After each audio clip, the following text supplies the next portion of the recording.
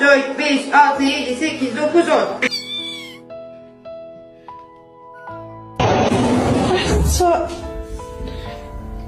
Oh my god.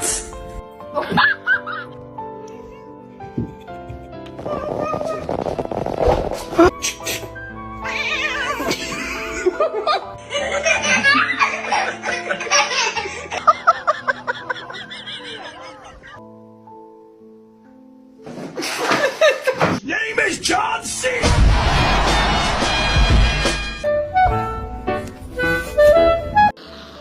Hey,